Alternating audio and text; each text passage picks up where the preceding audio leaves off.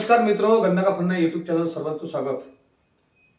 पुष्कळ दिवसाचा कृषी उत्पन्न बाजार समिती दर्यापूरमध्ये जो सुधाकर पाटील भासाकडे यांनी सभापती सुनील पाटील भासाकडे यांच्यावर अविश्वासाचं एक तांत्रिक तलवार कित्येक दिवसापासून लटकून ठेवली होती. शेवटी ती तलवार लटकलेलीच राहिली. इथं 11 फक्त संचालक ते हजर राहिले.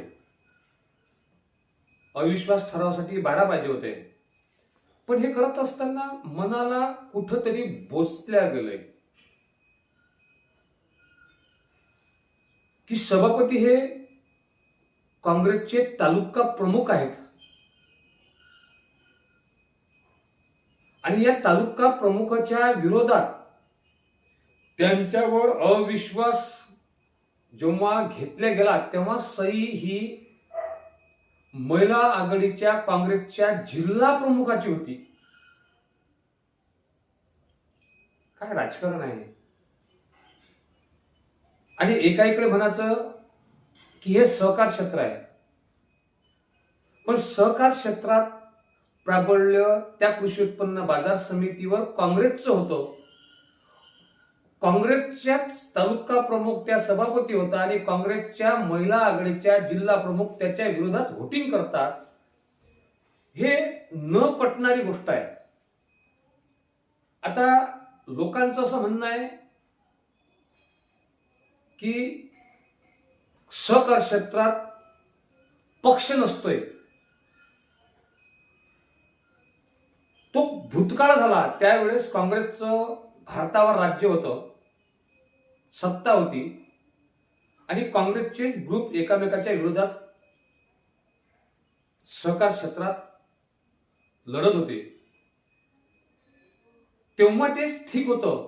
पण आज काँग्रेसची परिस्थिती कशी झाली की काँग्रेस विखुरल्या गेली. आज काँग्रेसचा गट राहिले फक्त. पण सहकार क्षेत्रात जी दर्यापुरातली परिस्थिती येऊन ओढवली, कधी बीजेपीने काँग्रेसच्या फेवरनं कधी व्होट केलं नाहीये सहकार क्षेत्रात. पण आज दर्यापुरामध्ये महिला आघाडीच्या जिल्हा प्रमुख तेही काँग्रेसच्या तालुका प्रमुख सभापती असलेल्या माणसाच्या विरोधात ते मतदान करतात किंवा सही करतात. हे थोडंसं मनाला बोचत नाही. मग तुम्ही काँग्रेसलाच मागे पाय धरून ओळखत नाही का, हा प्रश्न तिथे निर्माण होतो. एकीकडे तालुका प्रमुख सुनील पाटील गावंडे आणि खासदार बळवंतरावजी वानखडे ही कृषी उत्पन्न बाजार समिती काँग्रेसच्या ताब्यात राहिली पाहिजे म्हणून जीवाच्या आकांताने प्रयत्न करतात. आणि ही कृषी उत्पन्न बाजार समिती सुनील पाटील गावंडे यांच्या हातातून म्हणजे काँग्रेसच्या हातातून निघाली पाहिजे म्हणून काँग्रेसच्या जिल्हा प्रमुख महिला आघाडीच्या कांचनमाला ताई हे सुनील पाटील यांची खुर्ची घेऊन बीजेपीचे बाळासाहेब वानखडे यांच्या हातात द्यायला तयार आहेत. म्हणजे हे काँग्रेसचं अधपतन नाही का. काँग्रेस ही अशाच पद्धतीने या अमरावतीतून हद्दपार होईल का, किंवा कांचनमाला ताई यांच्यावर वरिष्ठ पातळीवरील नेत्यांनी हे कारवाई करतील का, हा एक गहन प्रश्न दर्यापूर तालुक्यातून महिला आघाडीच्या जिल्हा प्रमुख कांचनमाला ताई यांच्यावर उपस्थित होतोय. कधी यशोमती ताई ठाकूर यांनी स्वतःचं काँग्रेसचं पॅनल टाकलं सहकार क्षेत्रात, पण त्यांनी बीजेपी सोबत कधी हातमिळवणी केली का. ते गटातटाच्या राजकारणाची सहकार क्षेत्रात ते परिस्थिती आज राहिलेली नाही आहे. आज बीजेपी सहकार क्षेत्रात असं धोरण अवलंबून राहिली का तिथं काँग्रेसचं आणि राष्ट्रवादीचं अस्तित्व राहिलंच नाही पाहिजे. जनसामान्य लोकांमधून ते व्होटिंग घ्यायला कोशिश करत आहेत. आज ते शेतकऱ्यांचं व्होटिंग कृषी उत्पन्न बाजार समिती खरेदी विक्रीमध्ये घेण्याच्या प्रयत्नात आहेत. जर असं जर झालं तर काँग्रेसच्या हातात कतिबी आल्याशिवाय काही राहणार नाही. हे तर दूरची गोष्ट आहे.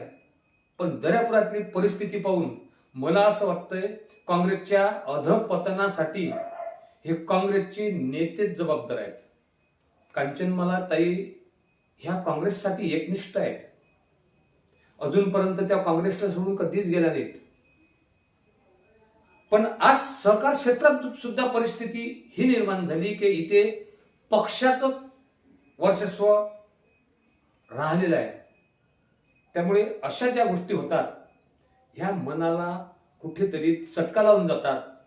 काँग्रेसचं अधपतन यामुळेच होतंय आणि काँग्रेस कांचनमाला ताईवर कारवाई करू शकत नाही हे सुद्धा तुम्हाला इथे सांगून देतो. येणाऱ्या काळात ह्या जर अशाच दिग्गज लोक अशा टाईप सहकार क्षेत्रात वागत जर असतील तर येणारा काळ हा काँग्रेससाठी फार नामुष्कीचा राहील. काँग्रेसच काँग्रेसला हरवू शकते याचं उदाहरण दर्यापुरात आपण सध्या पाहिलेलं आहे. मी व्हिडिओ टाकताना मनाला पटलं नाही म्हणून व्हिडिओ टाकला. पण समजा कोणाला जर मी टाकलेला व्हिडिओ पटत नसेल तर ते त्यांच्या सफाईसाठी गन्ना का फन्ना युट्यूब चॅनलवर मुलाखत देऊन त्यांच्या भावना मांडू शकतात. आपल्याला व्हिडिओ आवडल्यास नक्कीच व्हिडिओला लाईक, सबस्क्राईब, शेअर करण्यास विसरू नका. असेच व्हिडिओ पाहत राहा. सर्वसामान्य लोकांचं चॅनल म्हणजे गन्ना का फन्ना युट्यूब चॅनल. धन्यवाद.